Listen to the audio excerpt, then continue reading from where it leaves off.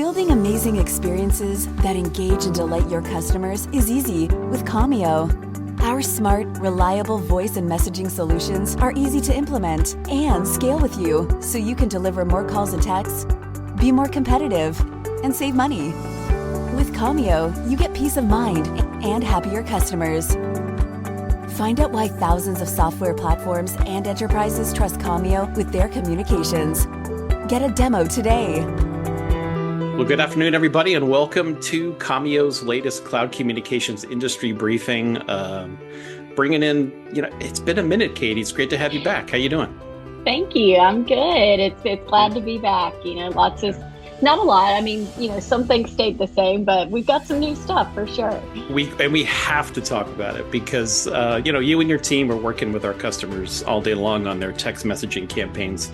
And, we toss around terms like 10DLC, long code. It just means if you're sending a text campaign to a regular phone number, a local phone number or set of phone numbers, there's a lot of compliance and registration steps that you have to go through now. It's I've said it 1,000 times. It's not like it was 6 years ago when I started. Yeah. You could just send any traffic you wanted, almost any way you wanted. And now it's completely the opposite. So let's just leave the past in the past and realize that, we have to update our materials almost on a bi-weekly basis because things change. So I'm super glad we had a great registration number for this event today. And I think it's on purpose because I think most people realize that there's a lot going on and we need to update them. So with that in mind, Katie, I want to jump into it right away. Like and I love Sherry, by the way, on the call. Thank you. My fantastic content person. The title of this webinar couldn't be better. Polish your messaging campaign before you submit it to the campaign registry. So we know that the campaign registry is an ongoing concern. They're the ones who, are the vetting authority before you're allowed to send messages, and they keep changing what you need. And to be honest, Katie, I think you'd agree. I feel like it's overwhelmingly positive, but it just adds a bunch of steps, right? Exactly. Yep, that's a perfect way to put it. Yeah. So with that in mind, let's go ahead and dive right in. By the way, happy pre-Thanksgiving, everybody. I hope you're drinking your water, getting ready. It's coming up quick. It'll be here before you know it. But I wanted to start with this, Katie, because we were preparing for this webinar, and I'm like, you know what? I'm just going to put a too long didn't read slide at the beginning. Yeah. We have a fantastic document, again, that Sherry keeps up to date for us. Thank you, Sherry, with all these latest updates that come out of the TCR and other places. So if you want to get the list, this is going to give you everything we're going to present today and then some. Just type in commio.com/10DLC-checklist right here on the screen. commio.com/10DLC-checklist. And that'll get you the PDF. You don't have to fill in another form. You've already registered for the webinar. You're good. We know who you are. And this is a great document for you to hold on to, give to your team, review at your leisure. But this has all the information in it. So let's go ahead and start. Let's go ahead and dive in. So the first thing is, there's a lot of things that you need to think about for a campaign, right, Katie, before you do the registration. Here's just a few of the things, right? Right, exactly. So, you more or less have to have your ducks in a row before you even think about submitting a campaign. And what that means is you have to be organized when it comes to your website, making sure that you're listing all of the terms and conditions, privacy policy. Right. You have very clear opt-in. The customers, when they come to you and sign up to be contacted, they know exactly who they're signing up with, what they're signing up for. Right. And if I come in as, a third party and look at this, I can easily see on your website, hey, you've got this, check, check, check, you're good to go. That's right. Because, and we know this, Katie, with a lot of people who are new to this process, they'll skip one or more of these steps. And then they're like, well, wait a minute, I paid you, it costs a little bit of money to go through that vetting process, but now there's a deeper vetting process you can get.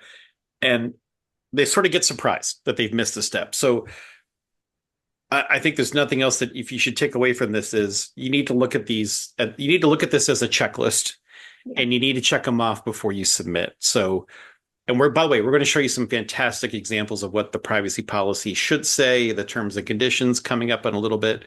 We're also going to refresh sort of the use case and special restrictions that are out there. And then, because we've seen this too back in the early days, Katie, people used to sort of submit, well, we think we might want to send this kind of a message. Yeah. And it's like you need to have your content nailed, because that will set sort of the flag for what your whole campaign needs to read like. Not exactly like it, but it needs to be the same type of message with basically the same idea behind it, or you can get in trouble. So some people, they sort of rush it. They may give this task to a technical person, not their content person. They don't have a team working on this together. And that's when they get in trouble. Right. Yeah. And, they really are checking kind of each of those things now, each of the website places, the message content within the submission. So, it does seem like a lot. Yeah. But as long as you kind of walk yourself through it, and that document Tim referenced on the previous site, I mean, you could pull that up. I know it's kind of long, but you could read through it and just check it off as you go to submit it. And that covers everything that they're going to look at.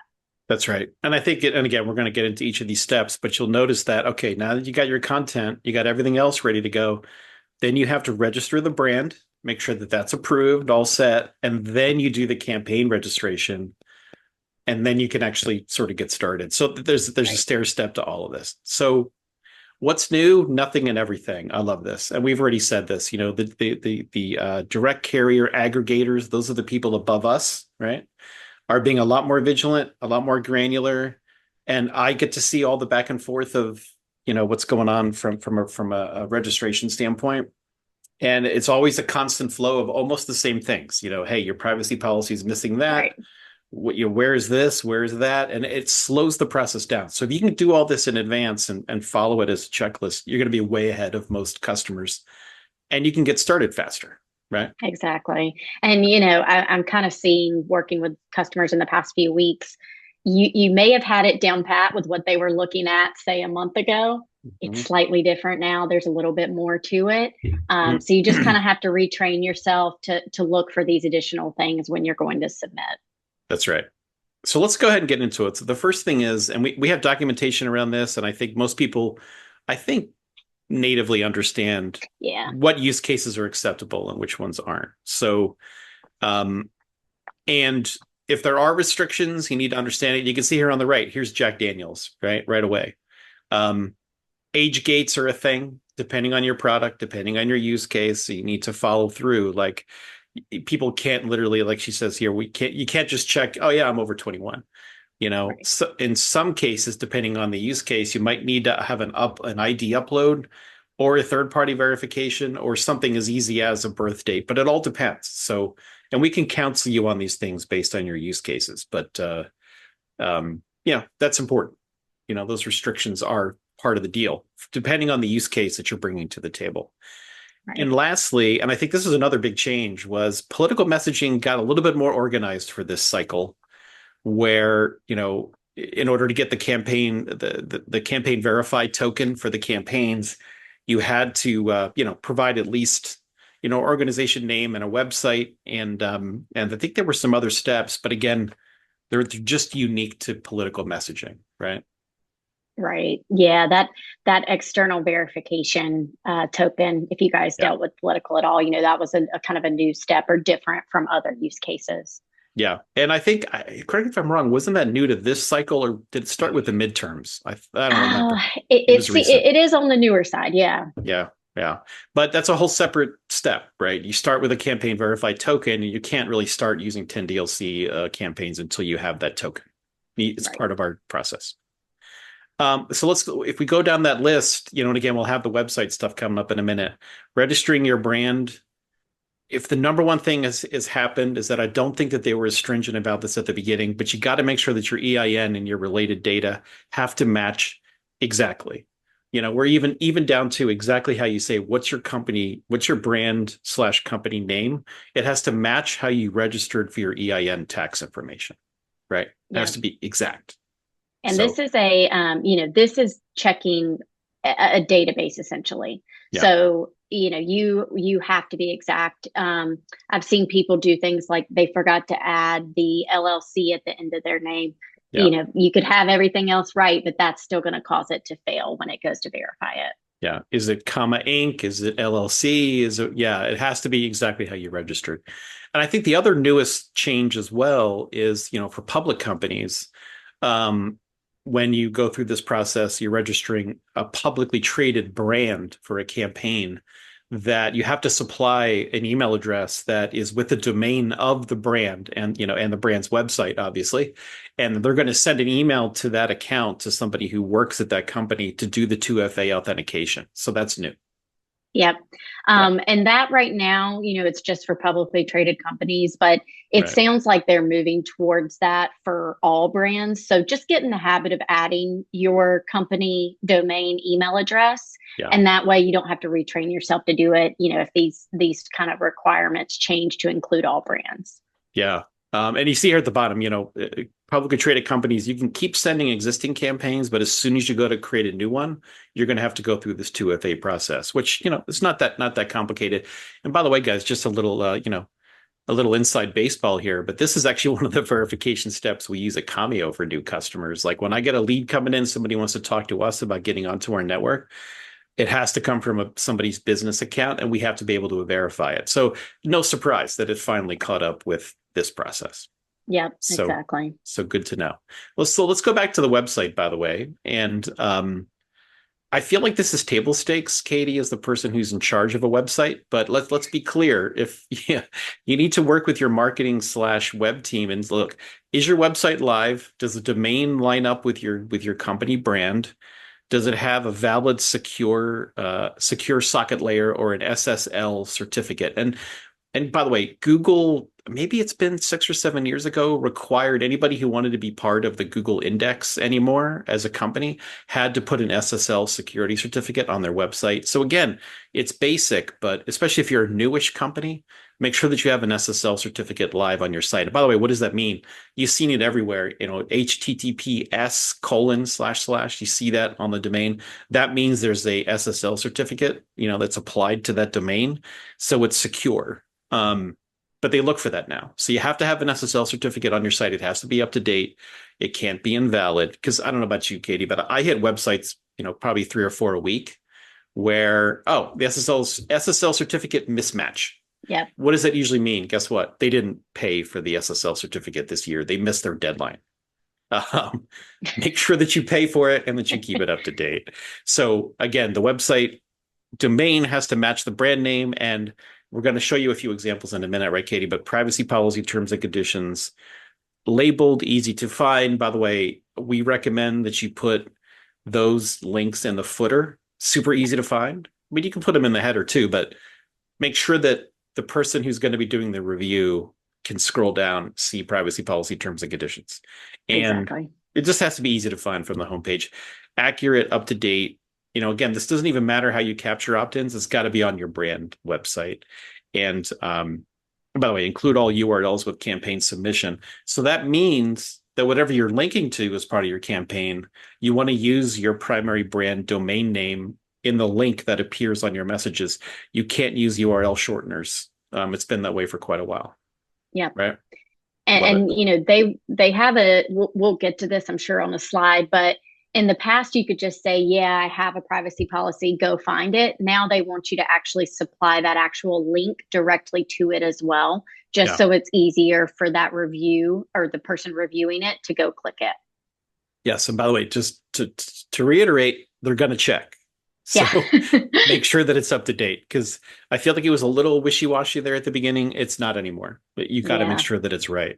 So let's talk more about the privacy policy. So you can see here, and I love on the right is a fantastic example, is what you want to basically tell people is that you are not going to be sharing, renting, selling personal information, including phone number, with any third party or affiliate, right? So you can see here again, the actual copy. I won't read it out loud, but we're not going to share your opt-in with any third party.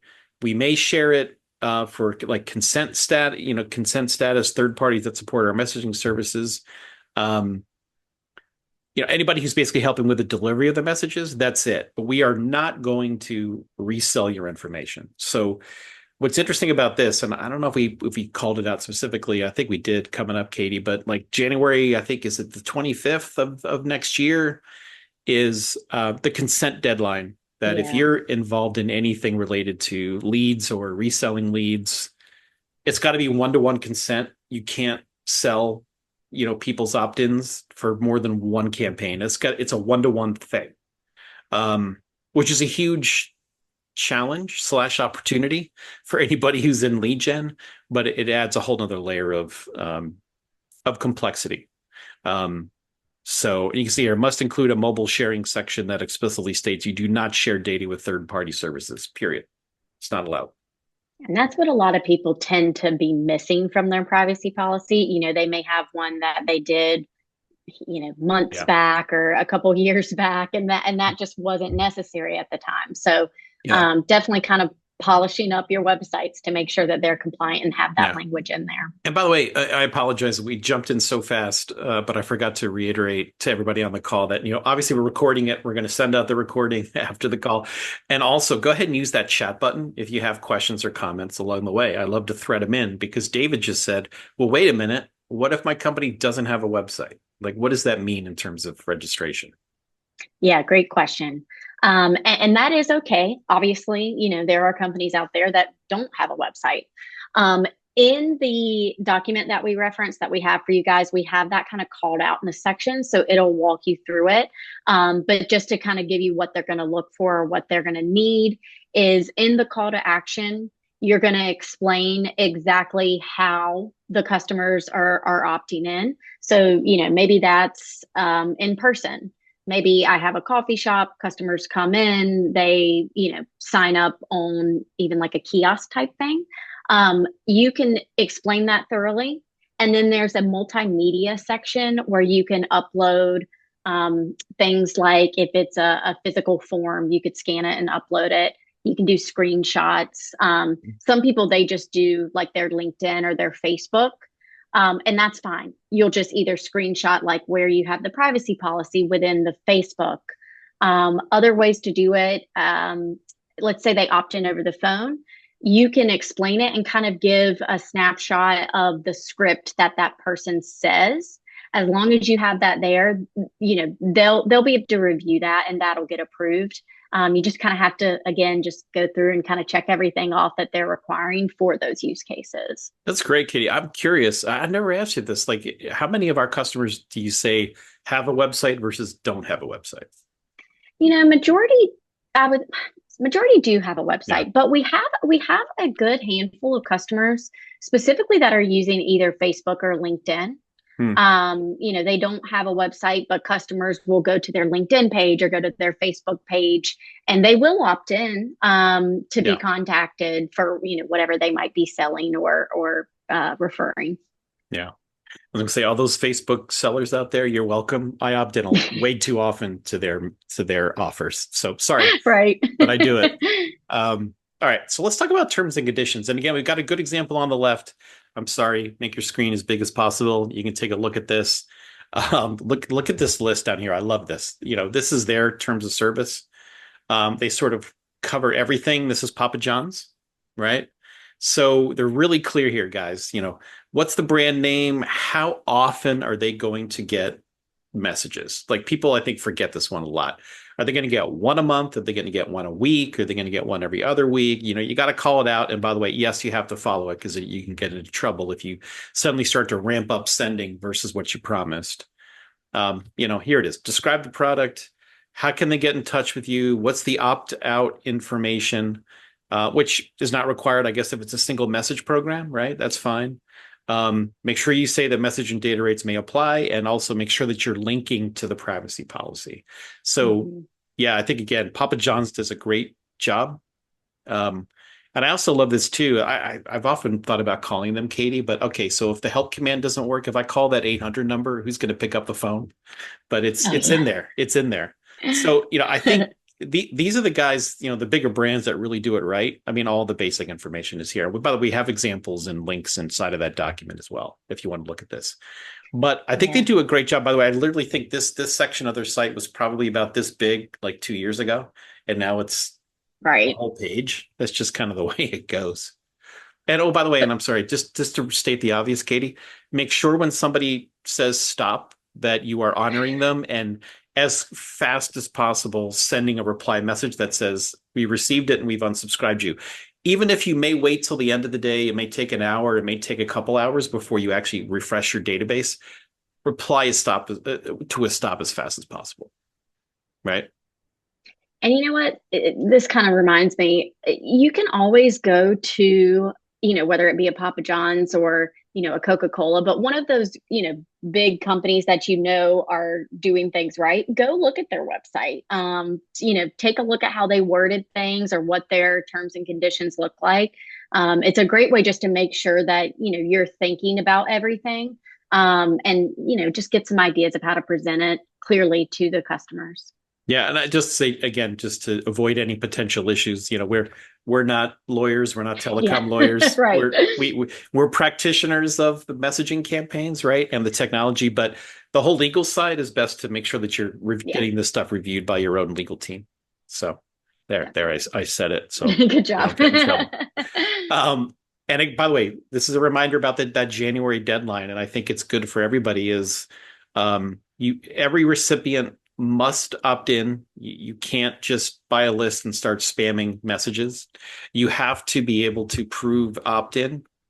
And that's a key. That's a key thing to understand. You got to build your list the right way, and it has to be one-to-one opt-in. It's not third party. You didn't buy a list, you get the idea. So if for some reason somebody, maybe they forgot that this happens, right, Katie? People forget that they sign up for something, and they get a message, and maybe you didn't reply quite fast enough when they said stop, or that stopped working for some reason, and they report you. Give people an idea, Katie. How many of those people, if they say, if they reported as spam, how many of those does it take to get somebody in trouble? It's basically a percent. Yeah. Different DCAs may tell you different numbers, but that needs to be kept to a minimum. I would say under 2% of your signups. So definitely you want to make sure you're scrubbing those lists, keeping those up to date, just so that opt-out percent stays really low on your campaigns. Yeah, in fact, I was going to say, I thought I heard too that some of them are even 0.5%. Yeah, I'm looking at you, T-Mobile. I'm looking at you. They are right. They are the most stringent. And by the way, congrats to them. I don't blame them. I mean, to be honest, if you're looking for the cleanest mobile carrier that does a great job of filtering bad traffic, it's T-Mobile, hands down. But it also means that you as a business owner need to be very careful with this, because what you have to be able to do, and I think it's not overstating it, but you got to think about everybody who's in the communication chain. So you got the person at the other end with their handset, you've got the brand over here who wants to send a message, but there are multiple steps in the middle where, like Commio, we have to make sure that we know our customers, that we work with our customers to properly get their campaigns registered and all those great things. They're gonna actually buy numbers from us to run these campaigns. And if one of one of our customers, there's this huge chain of custody of this traffic and these phone numbers that we all have to be ready to prove. Okay, I did my KYC, I know your customer, that I had the right information on my site, and then who's next in the chain. And that's really all that a lot of this registration is for, is chain of custody, to make sure that when bad actors or actions happen, that it's traceable, trackable, and that it can be stopped. So again, good thing. But it adds these layers of complexity to registering. So just remember, everybody has to opt in. Don't buy a list. Be careful. Implicit consent. So you can see here, workflow needs to clearly state that the customer indicated contact with your business via text message. The first message must always be sent by the customer. It must be stated that the customer initiated contact with the business to provide implied consent. So implicit consent is a whole separate thing based on how you start the process of getting people onto your list. Right. But that's why we always say it's best to do double opt-in. Hey, no matter how you capture it the first time, send them another text. By the way, reply Y to verify that you want to receive messages from Papa Tim's Pizza. Yes. Okay, great. I got him on the first time, and I got him on the second one. right? So, Exactly. and be ready. By the way, you got to capture that. You can use something like Trusted Form, some other solution to capture that opt-in information, so that when somebody like, a Commio or a DCA or a carrier comes back to vet something, you need to be able to pull that and show it to them that you got that consent. Yeah. Right. And again, all the good actors out there know this, and they've been practicing it for a long time. It's sort of people who are new to it that get caught flat-footed. And by the Yeah. way, another great example. What should your opt-in form look like? And I think I think you'd agree. A lot of people get tripped up on this because they may have made their opt-in pages a long time ago. If Hmm. there's one thing you need to update, look at this right-hand side, guys. Make sure that your opt-in language is as close to this as possible, because all the right information is here on the right-hand side. Yeah, and a lot of pages are missing the checkbox. Mm, The checkbox is a really good thing to have because it calls out that they are opting into specifically what they're checking off, and it gives them a physical action that they have to do.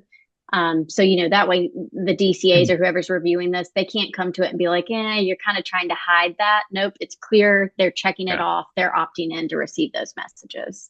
Yeah, and we go back to the beginning. So the forms have to be uh, on an SSL certificate. They have to be secure, right? To make sure that the data is not being siphoned off or harvested somehow. It's got to have the right opt-in language, and you cannot pop up your privacy policy or your terms and conditions. You got to link to them in their totality, or they need to be on the page, right? Yeah. So these sign-up pages should be all by themselves, ideally, with this information stipulated. And again, I know we went back and forth a lot on this content, guys, so don't sleep on that little tiny copy you see on the right-hand side.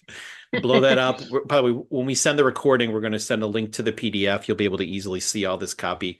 It's in the document that we're linking you to. But there's a lot of little nuances that have been changed in that block on the right-hand side, because there's a reason why, there's 2 check marks here, and the copy that's in there. So we'll make sure you get that. You can take a look through that. But the opt-in forms on your website, again, if there's one thing you want to look at immediately after this webinar, get this content, go look at your page and make sure that that lines up, because that will get you in trouble. Yeah. So, and you can see here again. So here's sort of a bad example because it's missing sort of almost all the best things that we just talked about. This is an older page. We're not going to call out whose it was, but it's missing, a bunch of the elements. There's no checkbox here. There's no language here. There's no link to, there's no link to the privacy policy, no link to the terms and conditions. You used to be able to get away with this. You really can't anymore. So, yeah. So let's see. Yeah. Consent to receive messages should be titled as such and not tied to consent for other types of communication. So, you can't just use a catch-all. You got to have a separate, form for your opt-in for receiving text messages. Right. Yeah. It also has to include these other things. I think we've already talked about the frequency, the message and data rates apply, help and stop. And again, all pages that collect phone numbers have to have the opt-in language, and you have to include the opt-in URLs with the campaign submission itself. And by the way, and I love this here on the right, so you'll note that the phone number is not a required field. Email address in this case is a required field, but you can't force people to fill in that number. You need to make it optional. So this is probably the best way to do it. I really would love to have their email address, but man, their mobile phone number is even better. But you just can't force this one to be required, which was an also recent change as well. Yeah. So, and by the way, great example here is there's other ways to collect options. You already mentioned it verbally, maybe at the coffee shop, but usually the verbally thing is, hey, you see the screen down here? Fill in your number and we'll text you, that kind of a thing. And again, you already mentioned that you can take screen grabs, include evidence with the opt-in process in that multimedia section of the registration, where you can actually, send in a screen grab or a photograph that you've taken of how you do it. And this works too. I just thought of another kind of scenario. Let's say you have a customer facing portal, and with a customer signs into their account, maybe, it's like your Commio.io portal, you sign into your own account. There might be behind a login opt-in details. So clearly, if I'm a DCA and I'm reviewing it, I'm not going to have a login to your website. Those are other things that you'd want to just screenshot and upload to that multimedia section, anything that might be behind a login. Oh yeah, great tip for sure. Let's see. Thoroughly explain the opt-in process in the call to action section, including the links to privacy policy, terms and conditions. So we're seeing a lot of rejections this week because the call to action section requires all of these bullet points now. In the past, you kind of could just give a sentence or two, and you were actually encouraged to kind of keep it brief. That's changed. So I keep telling customers, pull this list up. It's in, that document. Of course, like Tim said, we'll send you this as well.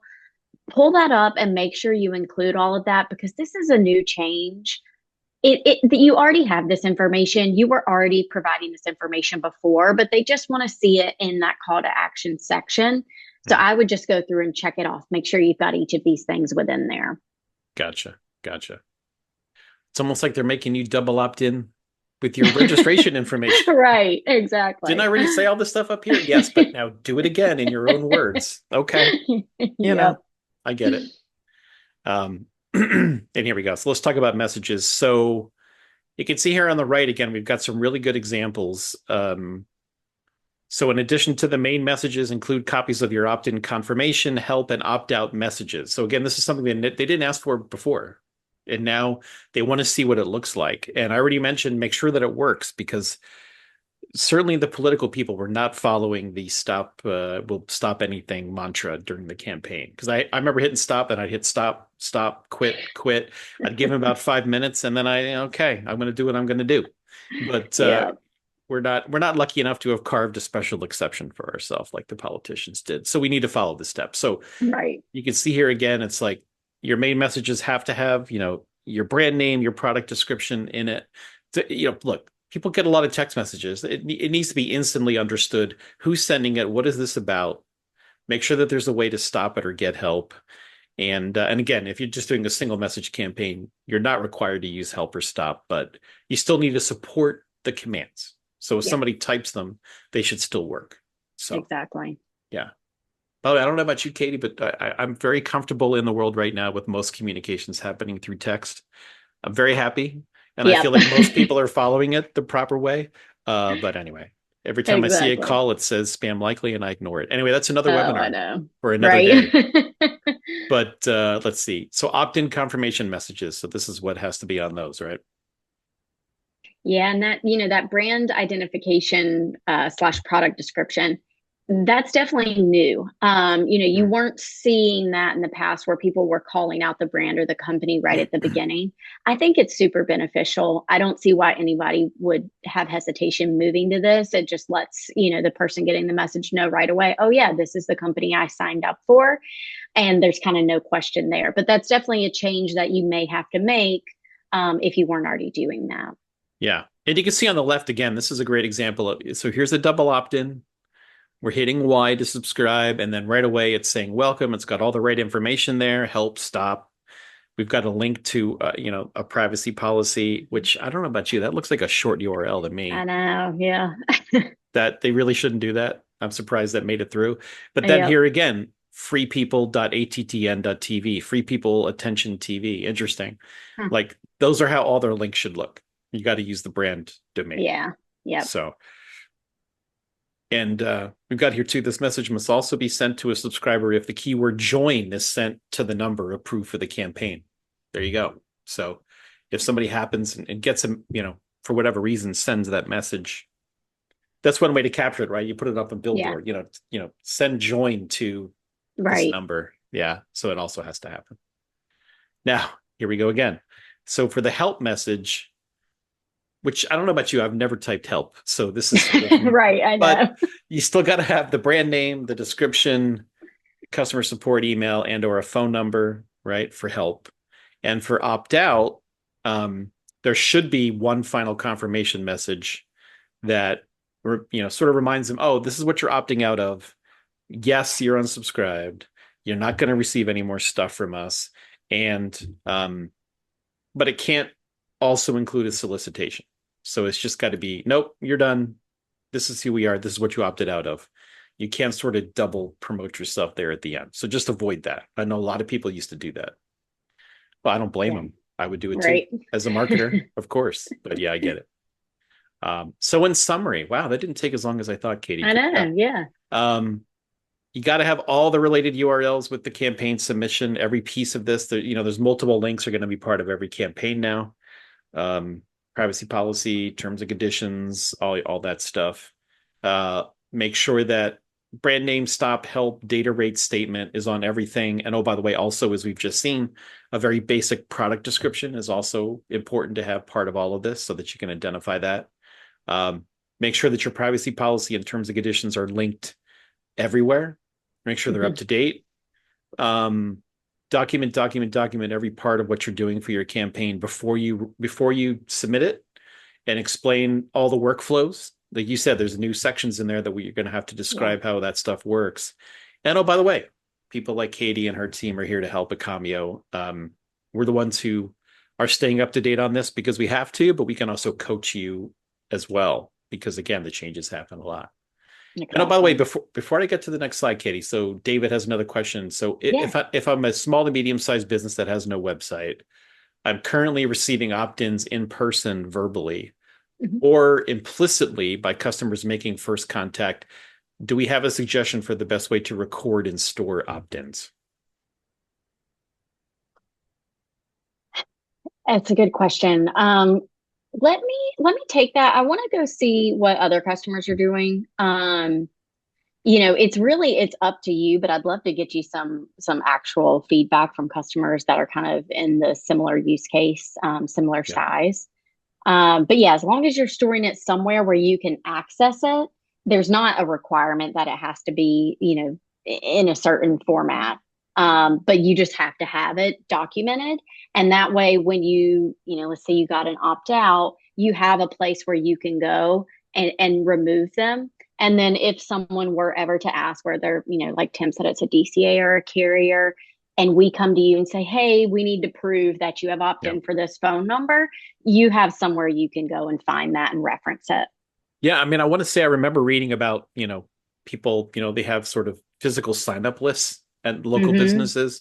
It'd be better if you were capturing on a tablet or something, but I've seen sign-up lists, which also to me doesn't sound totally safe. Like I don't want to give somebody, look, there's 16 other people above me on this sign-up list, but I mean, you got to have a way to capture it. So yeah, we could supply more information because that keeps changing. But that's a good question, David. There's a way to do it. There's a way to do it. But yeah, that's a good question. So again, back to the beginning, commio.com/10DLC-checklist. And you can see right away on the right, you can already see we're basically walking you through, hey, these are all the players in the space. This is what each of them required. Here's all. And by the way, we do have actual check boxes of do this, make sure that these things are up to date. It's all in this document at commio.com/10DLC-checklist. And it's also linked in the ebook section of our website.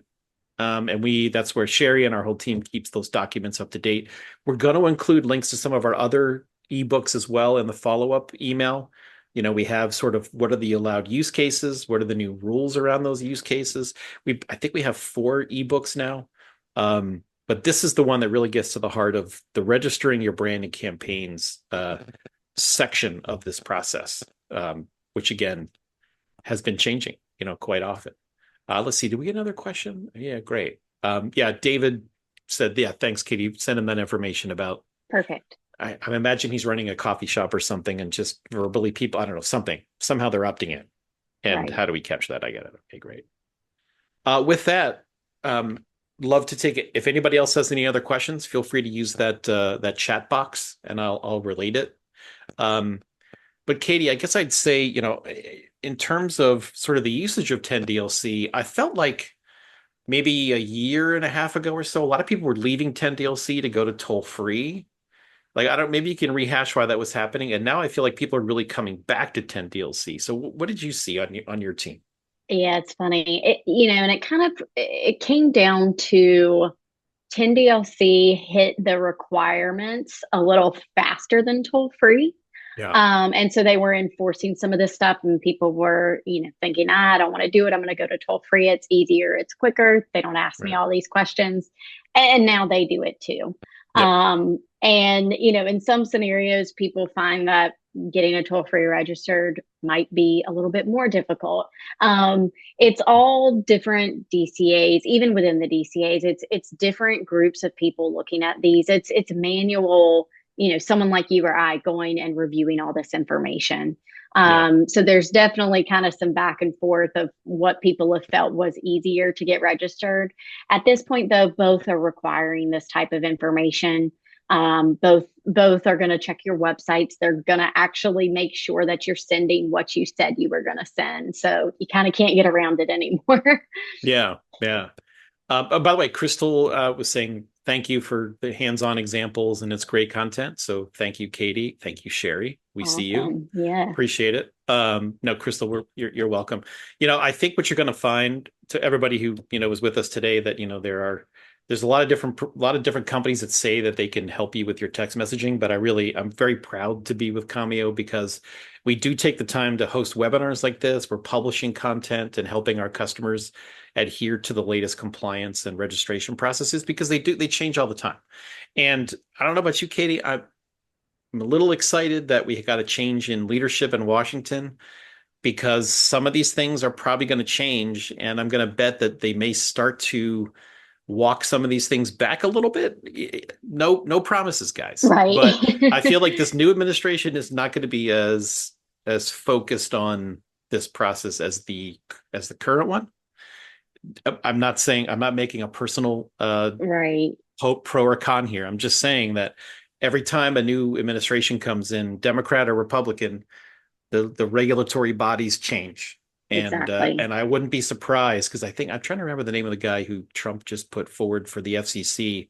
He's already been on the FCC. He was like a second tier guy for a couple terms now, but hard-nosed, business-friendly guy. So we might actually have a little bit of relief from some of this coming up in the new year, but we'll see.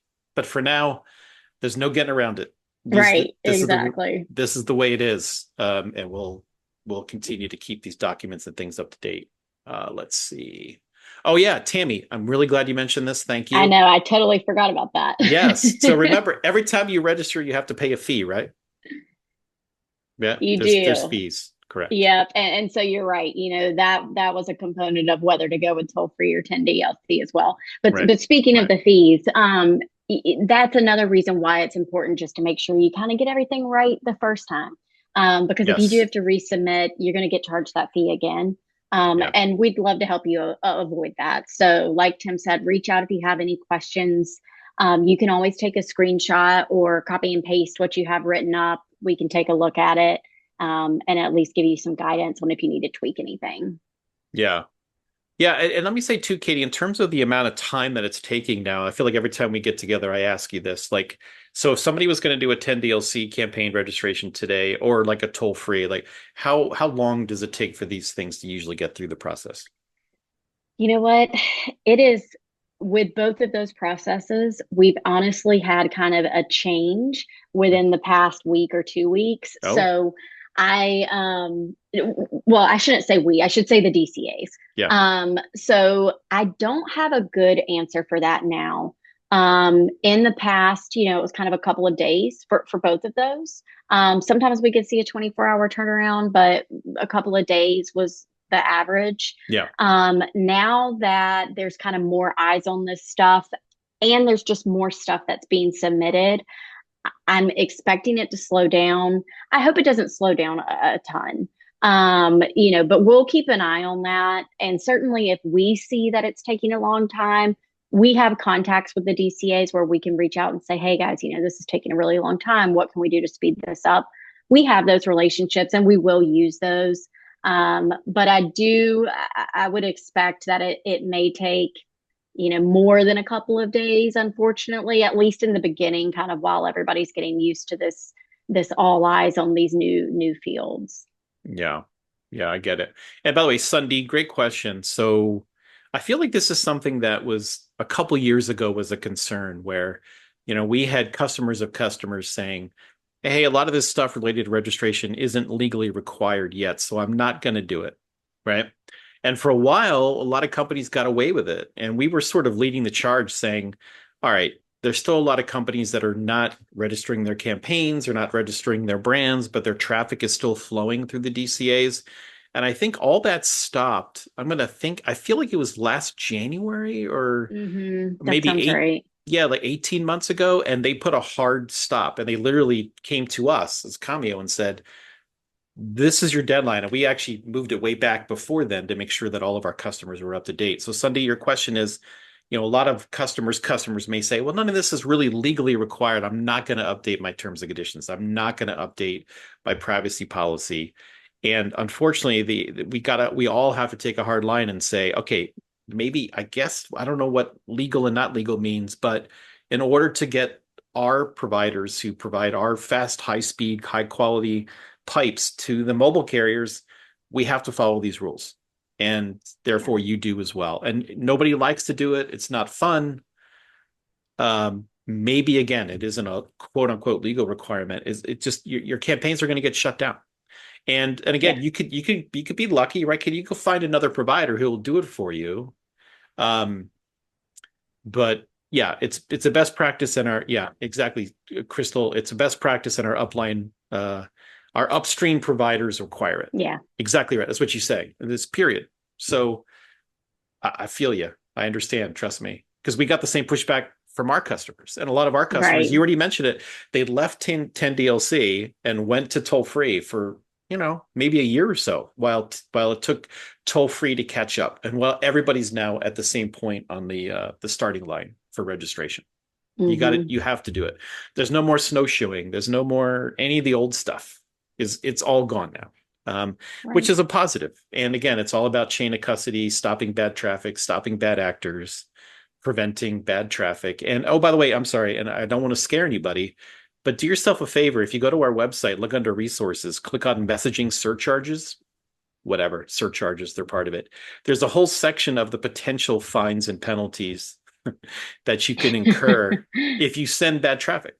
And there's one company in particular with the initials TMO that have some highly egregious, but so far not ever, as far as I know, not ever applied to a customer's customer if you violate these rules. So we're all working in a highly regulated environment now, and we just have to follow these steps. Right. Exactly. Yeah. I feel like I'm over talking. I apologize. This you're not getting. No, it's good stuff. Nothing sugar coated here, Katie. We got to tell the truth. This is the way it is, and it's important. So right. Anyway, well, Crystal, Edward, David, Sunday, all you guys, thank you so much. You're gonna keep getting invitations to us when this type of information changes.